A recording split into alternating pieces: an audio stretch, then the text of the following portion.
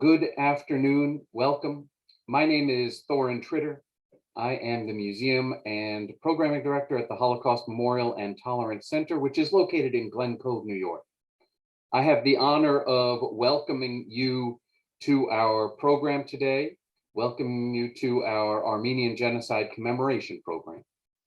We recognize that this is a difficult day for many people, and I want to thank you for joining us for this event.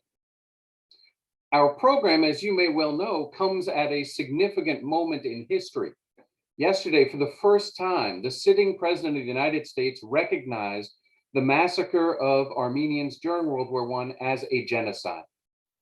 President Biden's words come after both the US Senate and the US House of Representatives have made similar declarations, and with growing awareness of the horrors of these events, of those events in 1915. HMTC is proud to do its part to spread that awareness through our programs in previous years and through the program again today. To get our program started, let me introduce the chair of the Holocaust Memorial and Tolerance Center, Andrea Bollendick. Andrea? Thank you, Thorin. I'm pleased to welcome you all to our program today, which I know you will find both powerful and meaningful. Yesterday, the world marked Armenian Genocide Remembrance Day, a day that commemorates the victims of the Armenian Genocide of 1915, when the Ottoman Empire undertook a systematic mass murder of over 1 million ethnic Armenians. In what is often referred to as the first genocide of the 20th century, it should have been a clarion call for the dangers that prejudice, hatred, and nationalism can lead to. Unfortunately, this was not the case, and the Holocaust followed only 2 decades later. This year, our commemoration will highlight the multi-generation connection to the Armenian genocide from one family in our community. And I want to thank Ashod Spendjian, his wife Onelia, and his sons Garen and Aram for sharing their stories and being a part of our program today. As you will hear more about in a moment, Ashod and Aram are actually joining us from Yerevan and will be sharing both details about the history of the genocide in 1915 and the national commemoration held yesterday in Armenia. As the daughter of a Holocaust survivor, I am particularly moved by the way Aram and Garen have recognized their responsibility as the keepers of the history of the genocide that their grandparents lived through. In many ways, I see the Armenian community as one generation ahead of me and other children of Holocaust survivors. In the next decade, organizations like HMTC will confront the death of the last Holocaust survivors, and we are struggling to find ways to explain the history without the live testimony of those who lived through these horrible events. Armenians, however, have already largely faced that situation. Someone who was born in 1915 would now be 106. A child of 5 years old in 1915 would now be 111. And yet we know that the memory of the Armenian genocide has not been forgotten. In addition to our program today, there are countless other observances going on around the world this weekend. And many, like ours, involve the children and grandchildren of survivors, like the Spendjian family. Their actions provide a model for how to commemorate horrific acts and how to sustain the memories of family members. So thank you again to the Spendjian family and for all of you for joining us today. And to get our program started, we are going to first hear some introductory remarks from U.S. Congressman Thomas Suozzi, and then welcome from Father Abraham Malkhasyan from the Holy Martyrs Church in Bayside. So we'll pass the virtual stage to Congressman Suozzi. Greetings to my friends at the Nassau County Holocaust and Memorial Center. Thank you so much for taking the time to educate people about the Armenian Genocide. Even though this event took place almost 100 years ago, there are so few people that are aware of this Armenian Genocide, and we need to do everything we can to educate people about this awful atrocity that happened. Last year, I was a co-sponsor of legislation for the United States to make an official policy to recognize the Armenian Genocide. It was passed overwhelmingly in the House. It was passed unanimously in the Senate. Unfortunately, President Trump did not sign it into law. We're hoping that President Biden will officially recognize the Armenian Genocide as official U.S. policy. We've heard it so many times before, but it's true that those who do not learn from the history are bound to repeat it. And we need to do everything we can to teach people about the Armenian Genocide, as well as the Holocaust and so many other awful historic events, as well as current events related to the Uyghurs or the Rohingyas and the discrimination against human beings. Our history in the United States of America is replete with examples of discrimination. Look at our African-American brothers and sisters and how they've been treated. Look at my own family as an Italian-American. My father was a navigator on a B-24 during World War II. Yet as an Italian-American, he wasn't trusted because Mussolini had teamed up with Hitler, and the Italians were either all fascist or all members of the mafia. The same thing happened here in the United States to the Irish and to the Jews, more recently to the Latinos and the Muslims, and especially today, we hear about the anti-Asian hate and violence taking place, where so many people have become the victims of the Chinese virus bigotry that has been propagated because the previous president would constantly talk about the Chinese virus, and other people talk about the Hong Kong flu. And as a result, we've seen Asian Americans pushed downstairs and their faces slashed and people beaten up and people are afraid to walk on the streets. That's why recognizing the Armenian Genocide, even though it happened 100 years ago, is so important, that we recognize that human beings are capable of such awful atrocities if we let their first small behaviors become routine, to be accepted, to become normalized, and then growing into full outright murder and discrimination against people simply because they're different. So that's why the Holocaust Memorial and Education Center, Holocaust Memorial and Tolerance Center is so important. And we're so grateful to you today for recognizing the Armenian Genocide. And to my Armenian friends, I say Shanor Hagalam, thank you for this important work that you're doing. And thank you to everyone for putting on this program today. Shanor Hagalam, thank you. Hello, dear friends. My name is Father Abraham Malkhasyan. I'm the pastor of the Armenian Church of the Holy Martyrs that was consecrated in 1958 in honor and memory of the martyrs, of the Armenian martyrs of the Armenian Genocide, 1915. I'm standing right at the holy shrine dedicated to the Holy Martyrs of the Armenian Genocide. We have some relics, some bones of those who were killed by the hands of the Ottoman Turks. And this is interesting that in the eve of the World War I, there were over 2 million Armenians living in the Ottoman Empire, and after the genocide of 1915, there were about 400,000 Armenians remaining in those lands. When I say Ottoman Empire, where the Armenians lived, these are the places of their origin.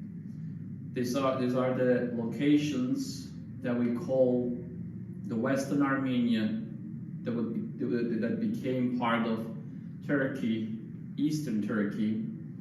And so they were killed in their homes, so to speak, because it wasn't a foreign country that the Armenians lived there, but it was their homeland.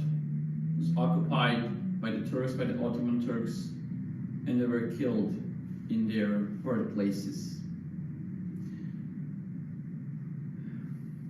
Raphael Lemkin, a great Polish and Jewish lawyer, he came up with the word genocide, not just because of the second genocide of the 20th century, the Holocaust, but the main idea was to name the Armenian massacres. And so he came up with the word genocide to call it what happened to the Armenians, and of course, what happened to our brothers and sisters, the Jewish people, during the Holocaust. And so the Armenian Genocide was the first terrible genocide of the 20th century. and we do remember them as the victims of these terrible events. I use the word victims, but that word is being changed in 2015 when the Armenian Apostolic and Orthodox Church proclaimed the martyrs of the Armenian Genocide as the Holy Martyrs, as the new saints of the Armenian Church. And so, by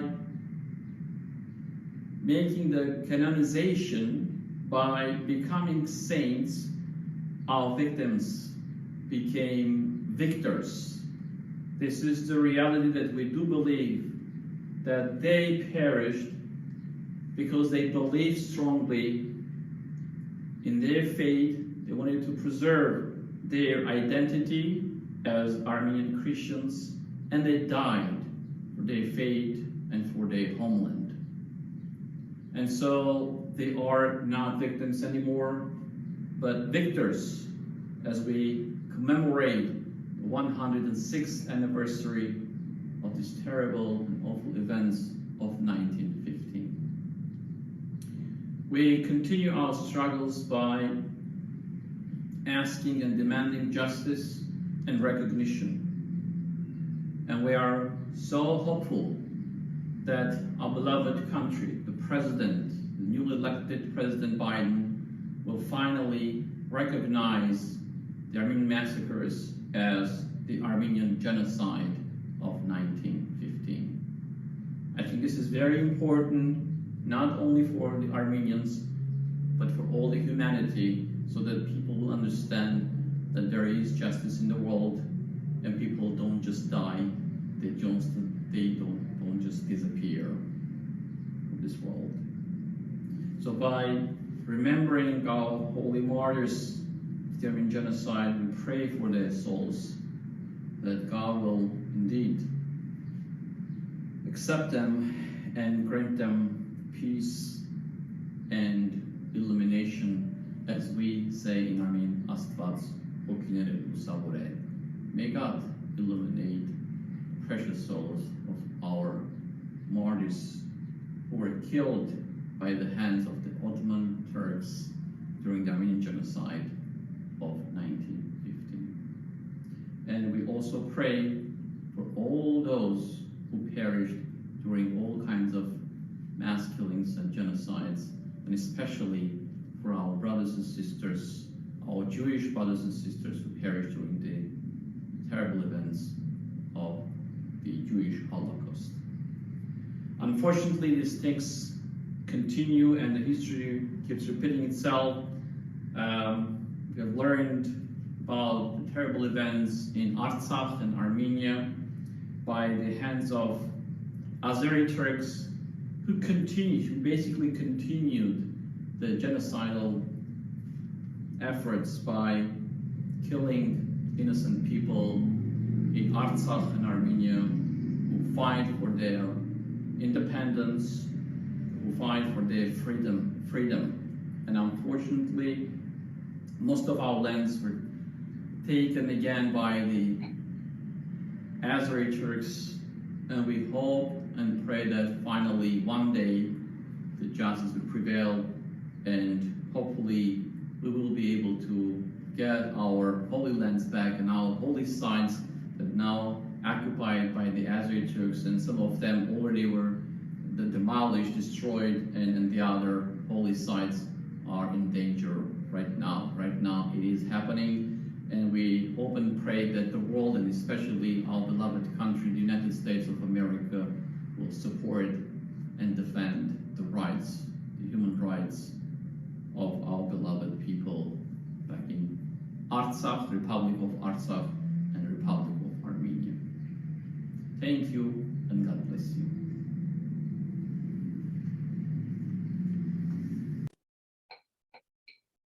I'm very grateful for the comments from Congressman Suozzi and Father Malkhasyan. At this point, I would like to introduce Ashod Spendjian, who's going to provide some of the historical context for today's commemoration. Ashod Spendjian was born in Cairo to Aram and Armenian Spendjian. In Egypt, his family was instrumental in founding the Armenian General Benevolent Union, an organization that was instrumental in holding the Armenian community in Egypt together after the genocide. After his father's death, his mother moved the family to New York, including Ashod, who was only 9, and his brother. Ashod attended high school and then university here in the United States, and then began working in international trade. He traveled widely for his work and married his wife Onelia in Iraq. They then settled in New York and eventually moved to Glen Cove, where they raised their 2 boys, Aram and Garen.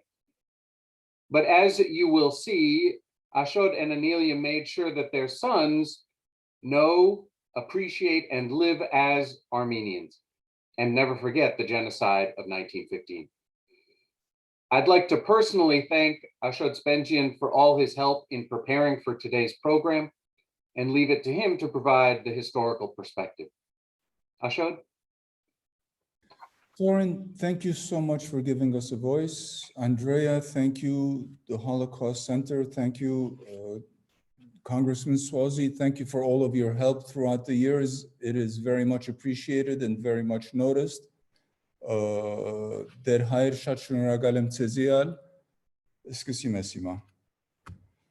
Well, thank you again for giving us an opportunity to talk about the genocide, to explain about the genocide, and specifically to tell about our family's passage through it and how 106 years later, it's still a very important part of our lives. First, before I get into the genocide, I should say who we as Armenians are. We Armenians are one of the oldest surviving people in the world. Biblically, we claim descent from Noah, because Noah's Ark landed on Mount Ararat, according to the Bible, and that is right in the middle of the Armenian highlands, Mount Ararat. Ararat is a variation of the name Urartu, which is our historical precursor of Armenians. As a matter of fact, we are on the world's oldest map in existence, a Babylonian map dating back to 700 BC. On it, it says Armenia, as well as Babylon and Assyria and the Medes and the, maybe not the Parthians. Later, the Romans and the Persians came into the picture. None of these earlier nations are around, yet we are. And part of the reason that we are is our conversion to Christianity in the year 301. We were the first nation to do so, as well as establishing the Armenian alphabet in the year 405. These 2 things helped hold us together. Well, everybody else kind of melted away. We had a national identity and it held us together. Being in the crossroads of civilization where we were, we had invaders throughout the centuries. We survived the Persians, the Arabs, the Tatars, the Huns. Eventually, the Mongols in the form of the Seljuk Turks came through from the east and settled in our lands. And after the Battle of Manzikert, they wouldn't leave. They eventually turned to the Ottoman Turks and Muslim. So what was left of the Armenian Empire was partitioned. The Western Armenia was under Ottoman rule. Eastern Armenia was under Persian rule, later under Russian rule. The Ottoman Empire spread wide, reached Europe, and ruled for hundreds of years until the 20th century. Life for us Christian Armenians under Muslim Ottoman Turks was very precarious and deadly. We didn't have the same rights and the protections as the Muslim population. Particularly in the 19th century, with the advent of the Enlightenment, with the French Revolution and the American Revolution, people demanded their freedoms. So one by one, assorted countries broke away from Ottoman Turkey. Greece, Bulgaria, Egypt, Cyprus, the Balkans. This led to more oppressive measures by the more desperate Turks against the Armenians. They were afraid that we would be the next one to break away. Tens of thousands of Armenians were killed by state-sanctioned Turkey. This culminated in the massacres of 1895 of 400,000 Armenians, known as the Hamidian massacres. Sultan Abdul Hamid was deposed in 1908 by the Young Turks movement, who promised fair treatment for all peoples. However, by the following year, 25,000 Armenians were killed in Adana.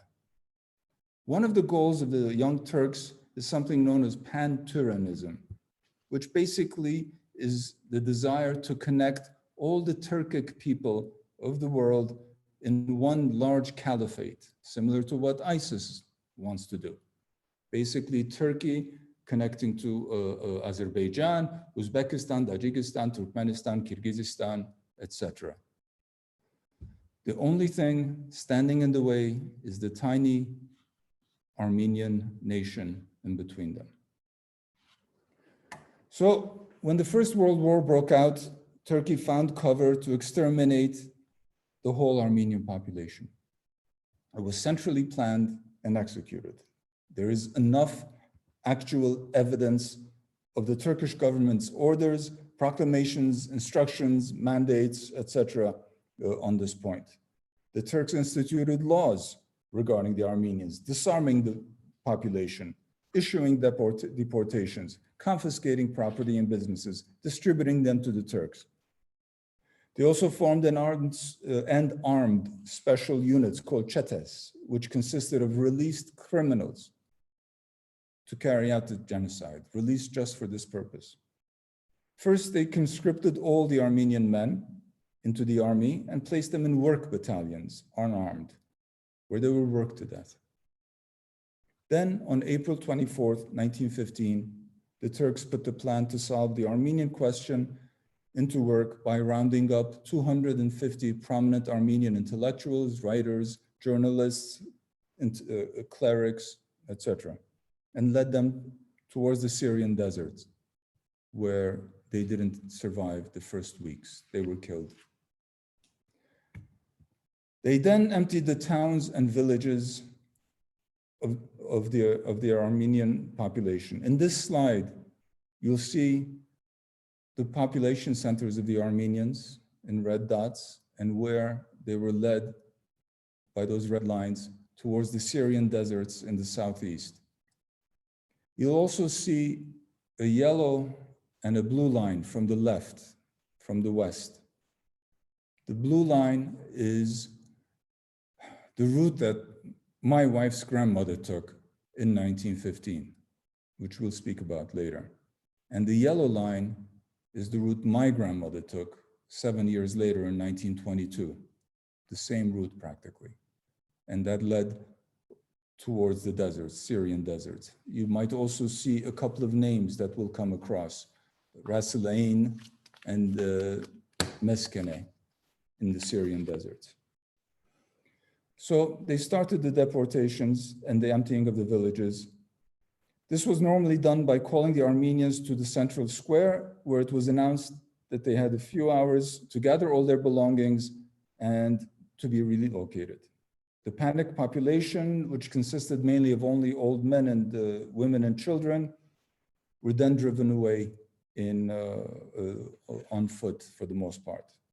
In some areas, such as Mush, Van, Musada, we fought back, outnumbered, but the outcome was still the same. Thus began the death marches, driving people aimlessly into the Syrian desert. Within the first days, the Armenians were robbed, young girls kidnapped and sold as sex slaves, and tattooed on their faces so they would not be able to escape. Others were forced to walk in meandering routes, beaten and pushed ever deeper into the desert with no food and water. Those that couldn't walk anymore were killed, beaten to death, burned alive, drowned in rivers, thrown in ravines. Hundreds of thousands perished this way. Majority of the people didn't survive this hell. The ones that did survive these marches ended up in killing centers, such as Rasulain and Meskene, as I said. Remember these names, you'll be hearing them again. and of those that survived those two places onto Deir Zor in the middle of the Syrian desert, which today is an ISIS stronghold, coincidentally, where there are open, in our time, 1915, open concentration camps. Only a handful of tents, no provisions, no food, no water to take care of the people that were driven there. By some estimates, of the people that were driven out, only 10% made it there. They forcibly converted Christian Armenians to Islam. They stole orphans. By some estimates, there are 300,000 orphans that disappeared this way. This started in 1915 and continued until 1923.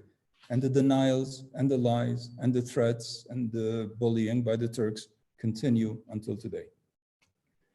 We Armenians commemorate genocide every April 24 in every city that has an Armenian population.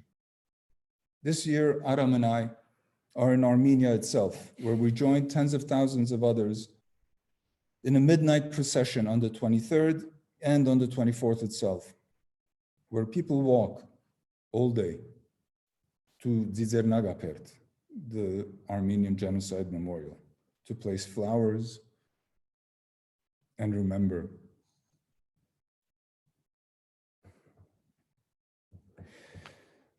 And remember the victims. We walk just as our grandparents walked to remember what happened to them.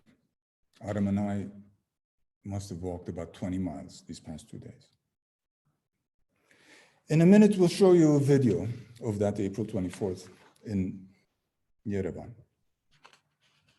But first, our family stories. My grandmother, Victoria Keshishan, for example, was driven out of her home in Nazili, near Smyrna, as the Turks burnt Smyrna in 1922.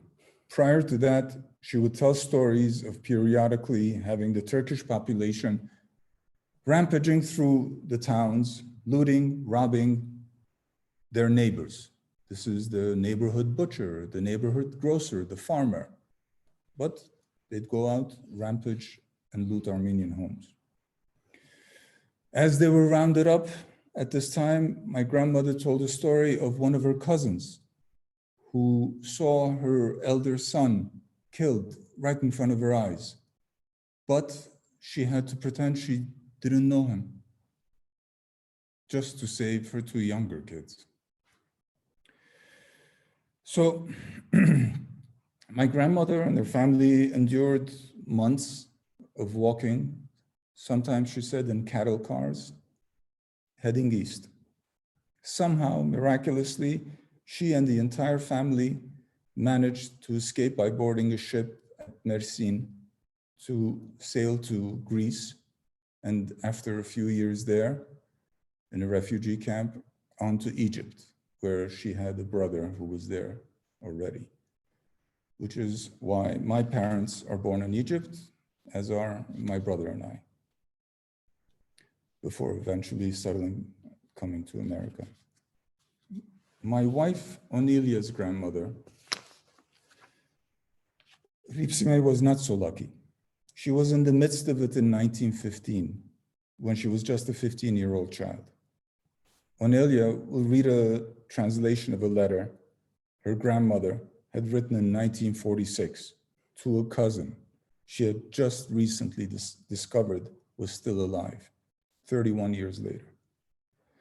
Onelia's grandmother, after 2 years of wandering in the deserts, passing through the two killing fields that I mentioned, concentration camps, eventually ended up in an orphanage in Baghdad, which is why Onelia's family is born in Iraq. Now, this will be the video of the commemoration in Yerevan, as well as Onelia's grandmother's letter.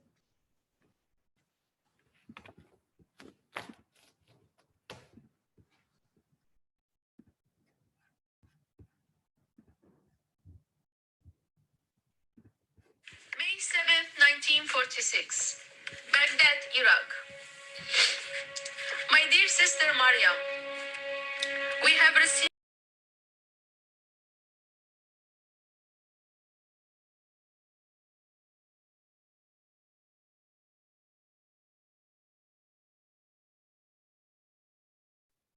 I've lost your audio, Aram.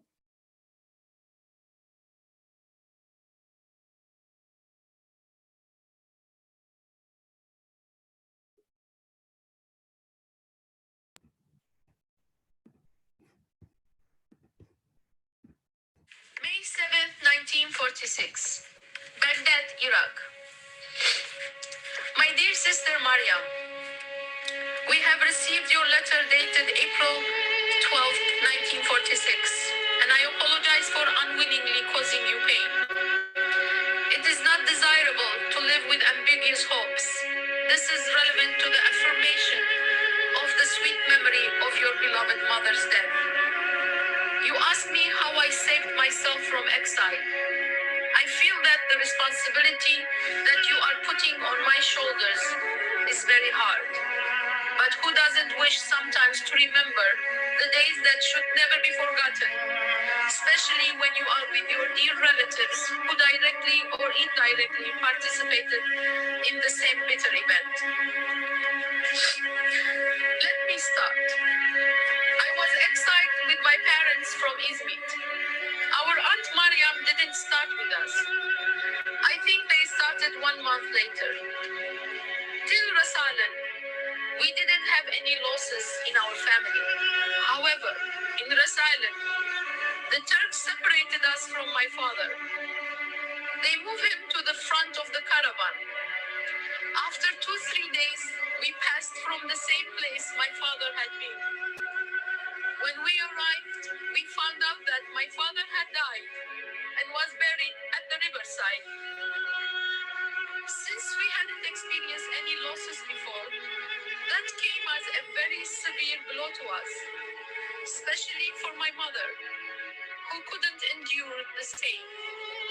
The thought of it alone was unbearable. Then, in 2 months, she too passed along the way. Therefore, on this route to exile, I was left alone with my brother Hagop. Hagop was a great support to me. On the route, sometimes he would find work and earn money to support us. From here, we arrived in Meskin. There one night, there was a violent rain. Hagop caught a cold that then followed a terrible dysentery, which took him away, leaving me alone. His dear body was left unburied for 7 days. There were so many bodies. At that time, he was only 14 years old. I continued the route of exile alone, and one day, in some place, the name I cannot remember, I suddenly heard 2 people who were talking about me.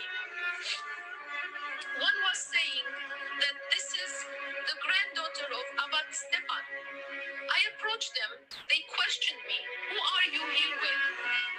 When I told them I had lost all my loved ones, they informed me that your mother Makruli and our Aunt Mariam are alive and are at the same location. After this happy news, I started searching for them and eventually found them. We embraced and kissed each other. Harachia was also with them. When I asked for more information about the rest of the family, Stepan, Ashken, the children of Aunt Mariam, our grandmother, and father's brother, your mother told me that Mariam and Harachuni are in Adana. And if they had managed to stay alive, to inform Uncle Megadich to save them. The rest of the loved ones mentioned above had already passed away, one right after the other. I stayed with them in this place for about 2 months. They bestowed their care on me, but I had the feeling they were becoming thinner and thinner. All of us had dysentery, and I remember one Monday morning, we lost Aunt Mariam, and while the pain of her passing was still very fresh, that following Friday, Rachia and myself witnessed the passing of your beloved mother, Makruli. We were left alone with Harachia, who was only 11 or 12 years old. We stayed together for as long as possible along the way. I have written to you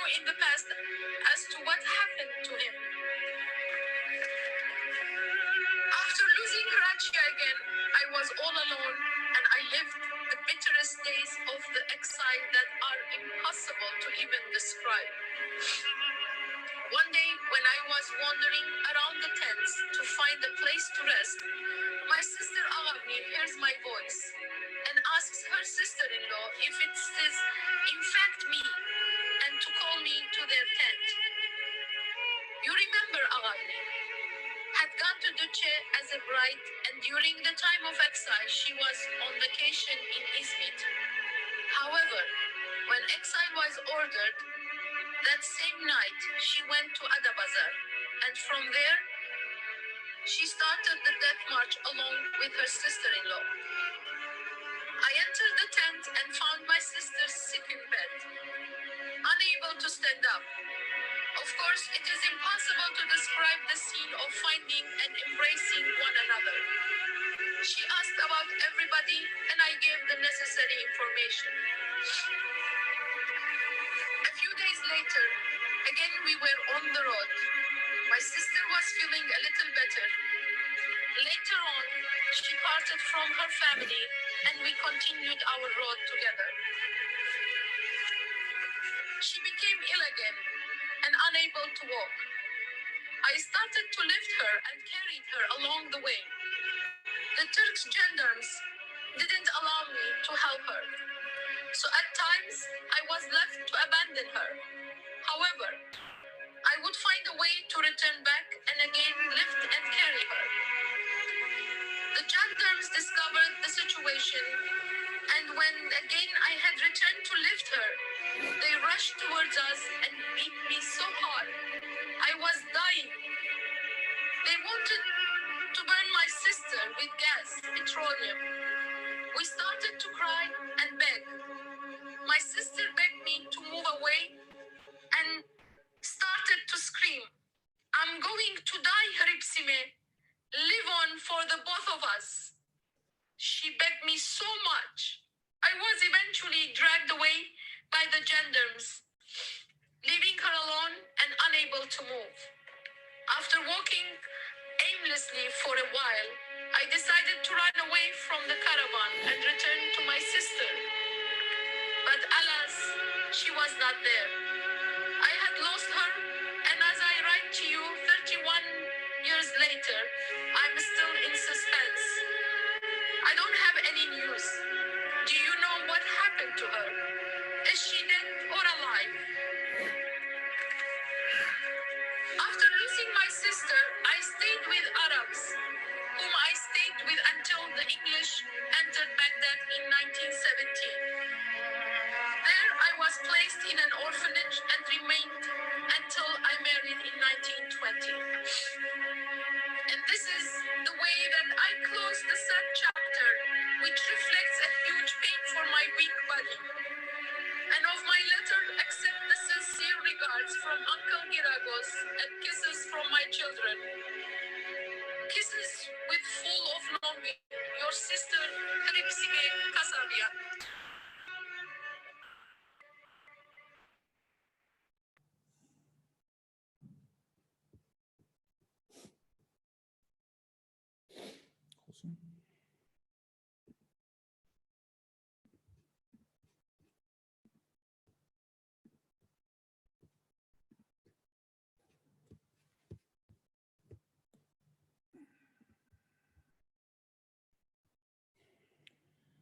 This is the story of my wife's grandmother, but it might as well be the story of thousands, tens of thousands, hundreds of thousands of my generation's grandmothers. All in all, 1.5 million Armenians were killed, as well as hundreds of thousands of Greeks and Assyrians. Hripsime died at a young age of 54 because her weak body just couldn't take it anymore. Onelia never got to meet her. However, Onelia did grow up with her grandfather, who would tell her how he lost his first wife, his children, his parents, and his 6 siblings. I was fortunate to have my grandmother live with us. And so I know firsthand what she went through. We are doubly fortunate that Aram and Garen also got to know Victoria. An independent Armenia was formed by the League of Nations in 1918 on part of the original Armenian ancestral lands. It was attacked by the Turkish army. What was left was taken over by the Bolsheviks. So what remains now as Armenia is a fraction of what it was. Even the lands designated for the First Republic are in Turkish hands. The thousands of cross stones, khachkars, are in their hands. Our Mount Ararat, the heart of every Armenian, is in their hands.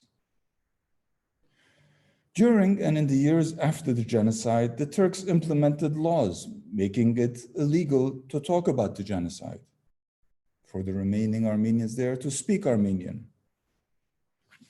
They started Turkifying names, even gravestones, from Armenian origin to Turkish, wiping out the Armenians.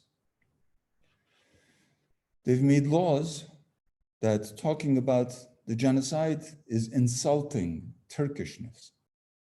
So they could cover the fact that modern Turkey is built on genocide, that modern Turkey is built on the blood of the Armenians, that modern Turkey and its economy is built on the property and businesses stolen from murdered Armenians.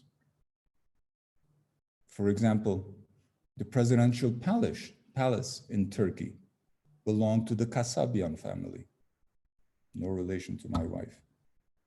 The American Air Force Base in Eastern Turkey, Incirlik, is partly on Armenian land. The Turks will alternatively say that no such thing happened, it was wartime and everybody suffered, that Armenians were located from the Eastern Front for their safety, or that Armenians were relocated from the Eastern Front because they were treacherous. They threaten, bribe, and bully countries from around the world from ever using the word genocide. They say it's an insult to them. They say that the word does not apply to them.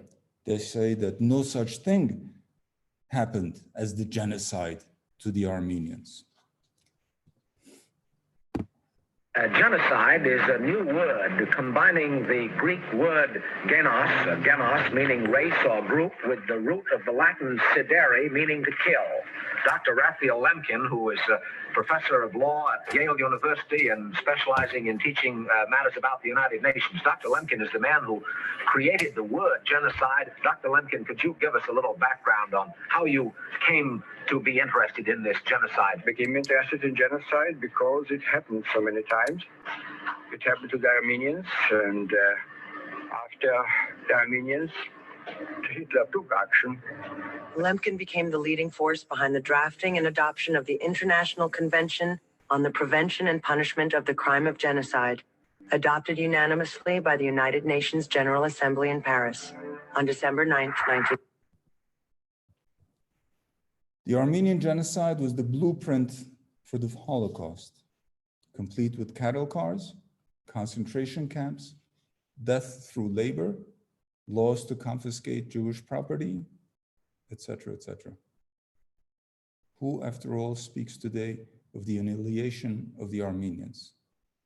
Adolf Hitler, 1939. This year is a very important year for us, as yesterday, President Joe Biden joined the courageous list of countries that have referred to the Armenian, to what happened to us as the Armenian genocide. Not massacres, not unfortunate events, but the Armenian genocide. The correct and proper word for what happened to us, the attempted extermination of the Armenian people. How any country, there are approximately 30 countries that are on this list, how any country that is not on this list and claims to be a moral, just country, I cannot understand. Last year, the Senate unanimously approved it. The Congress approved it 405 to 11, but the president didn't sign it last year. However, President Biden had the courage to go against the Turkish gag rule. Imagine you're having to wait until the year 2051 to hear a major country say that the Shoah actually did occur. You have to wait until 2051 for this. The reply by Turkey naturally is that no such thing happened, that it was wartime and everybody suffered, that Armenians were relocated from the Eastern Front because for their safety or because that it is an insult to them. They say this will open old wounds. Our wounds are still open 106 years later. However, it doesn't end there. The genocide continues. The Turkish dream of uniting the Turkic nations still exists. And in September 2020, as the world was preoccupied with COVID, just as it was preoccupied with World War I in 1915, Azerbaijan, a Turkic country, or the same Turkic people, one nation, two states, as the Turkish president refers to them, with the full support of Turkey, armed by Turkey, with military leadership by Turkey, as well as paid jihadist ISIS fighters, terrorists from Syria, paid by Turkey, attacked Artsakh, an ancient Armenian ancestral land. Thousands of our young soldiers were killed, mutilated, beheaded. By doing this, they've now come closer to joining Turkey with Azerbaijan and their pan-Turanism dream. However, the Turks made a huge mistake. By starting this war, they galvanized our next generation and the hundreds of generations to follow. Our youth is more aware, more determined, and more insistent on justice. The Turks will learn that we're not going anywhere. In the past 106 years, we've moved to every country imaginable. I myself have lived in 6 different countries, but our lands still call us. Our Khachkars still call us. Mount Ararat still calls us every day. We've been here for 3,000 years, and we'll be here for another 3,000 while they turn to dust. The only place we're going is back home.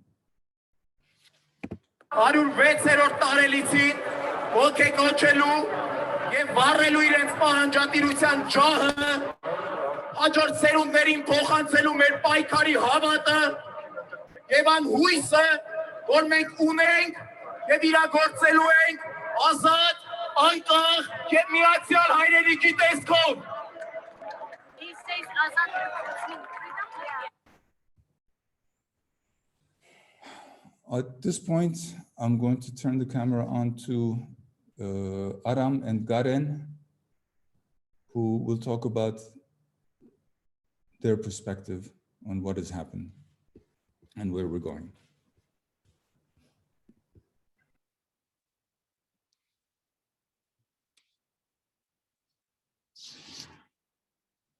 Aram, do you want to go ahead? No, Garen, you start, and I'm going to close it out as I have the slides up. Hi, everybody. Thank you for joining. My name is Garen Spendjian. Proud Armenian, proud son of my father, Ashod Onelia Spendjian, and a proud brother, Aram Spendjian, who I oftentimes turn to get more, knowledge and learn more about the Armenian history, as he is very well informed. As you guys could hear, the pain in my mother's voice and the cracking in my father's when speaking, this is all due to intergenerational trauma that has been passed down to us,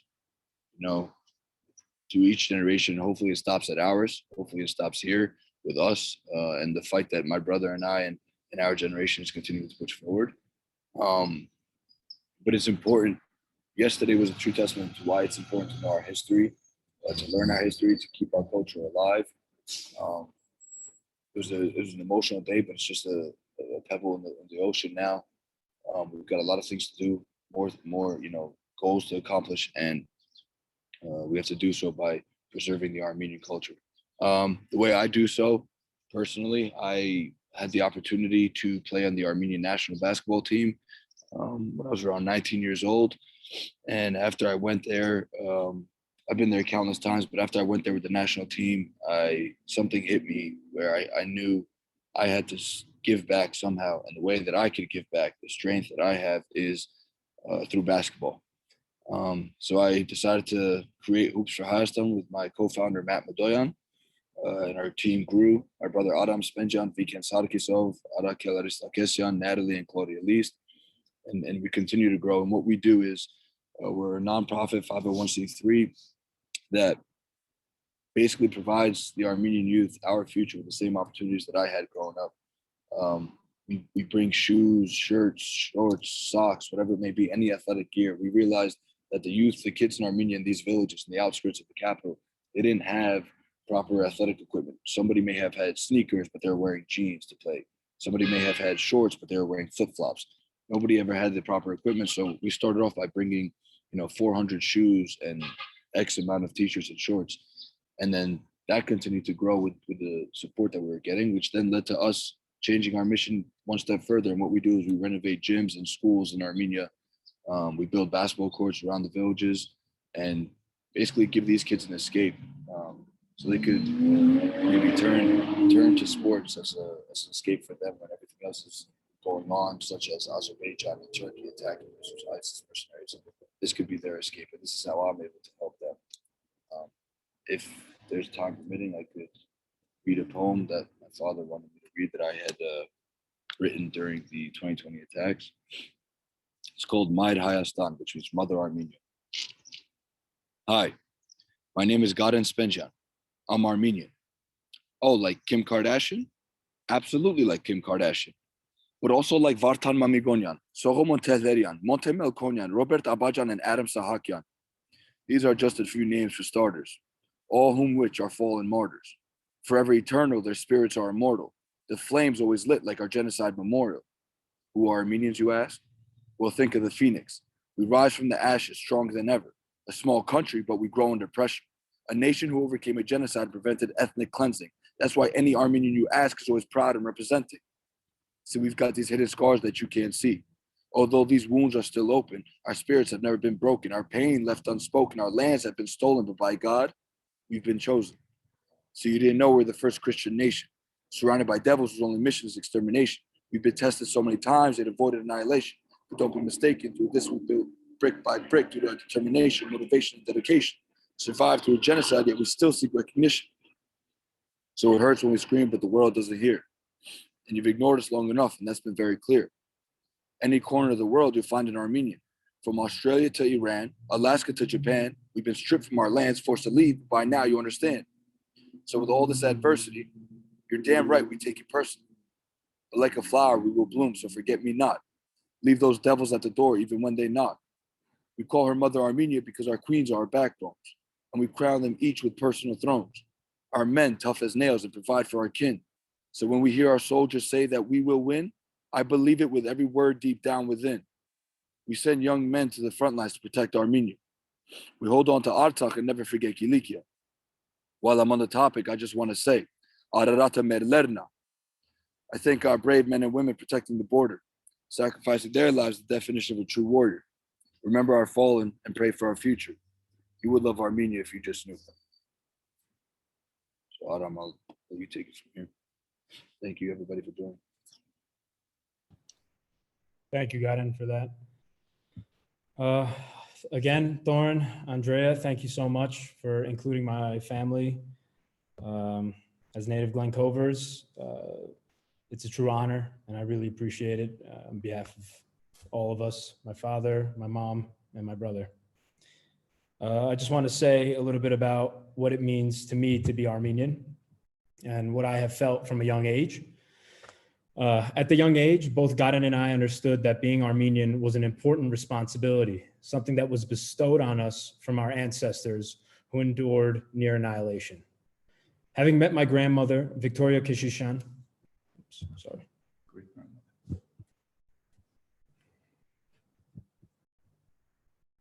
Sorry, guys. You're good. There we go.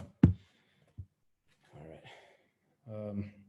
Having met my great-grandmother, Victoria Keshishan, I would often remember horrific stories of death and near capture. One in particular that sticks out is when they had received word of the mass deportations in her town. She decided to sew custom belts for her entire family in order to hide gold coins for their journey.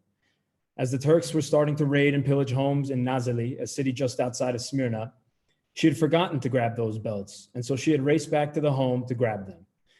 Just as the Turks broke down the front door, she managed to grab the belts and jumped out the back window. She ran and ended up catching up with the rest of the family as they started their long road of exile. These were stories that we grew up hearing and learning about from other Armenian families who each shared similar stories. My parents placed both Garen and I into the Holy Martyrs Armenian Day School in Bayside, Queens. Living in Glen Cove, the difficulty of traveling every day via the Long Island Expressway made commuting very difficult. Unfortunately, I left at the end of third grade and never graduated from HMADS. Another harsh reality of how everyday challenges can further separate one from their culture and traditions. It was from this moment on I remember how hard my parents worked to ensure we continued to speak, read, and write Armenian. There would be times where my brother and I would be with our middle school friends playing in the basement, communicating in English. If ever my father heard me address my brother in English, he would shout from the top of the stairs, "Hayeren khosetek," which translates to speak Armenian.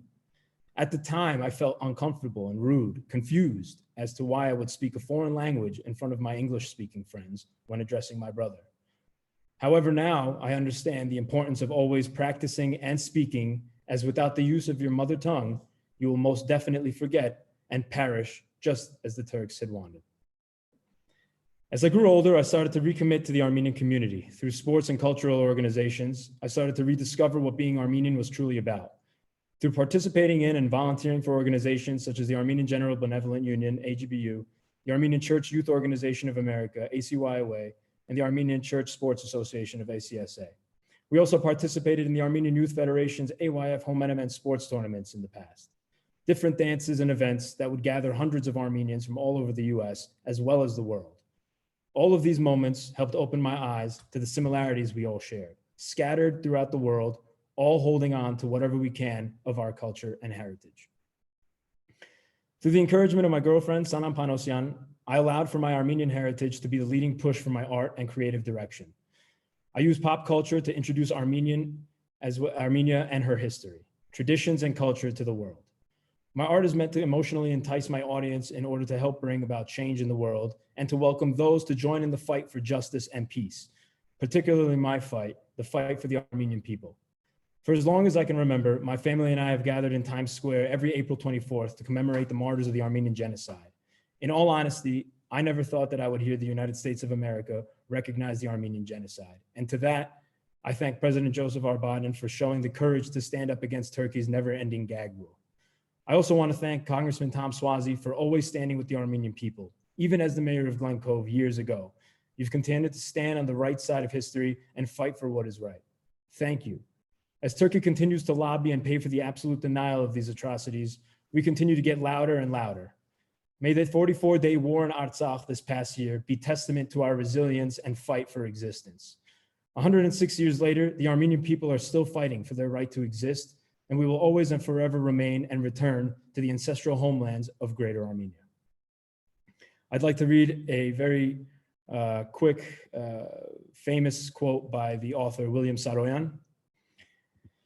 I should like to see any power of the world destroy this race, this small tribe of unimportant people whose history is ended, whose wars have all been fought and lost, whose structures have crumbled, whose literature unread, whose music is unheard, whose prayers are no longer uttered. Go ahead, destroy this race. Let us say that it is again 1915, there is war in the world. Destroy Armenia. See if you can do it. Send them from their homes into the desert. Let them have neither bread nor water. Burn their houses and their churches. See if they will not live again. See if they will not laugh again.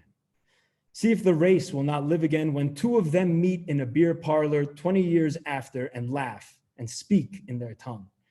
Go ahead. See if you can do anything about it. See if you can stop them from mocking the big ideas of the world. You sons of bitches, a couple of Armenians talking in the world, go ahead and try to destroy them. Thank you again for including us. Thank you.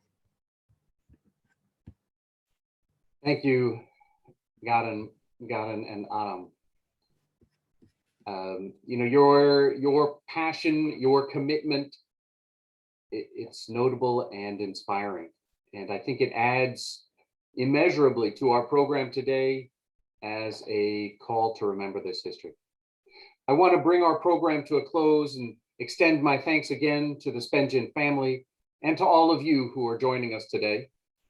I wish you strength and look forward to seeing you at some of our other programs soon.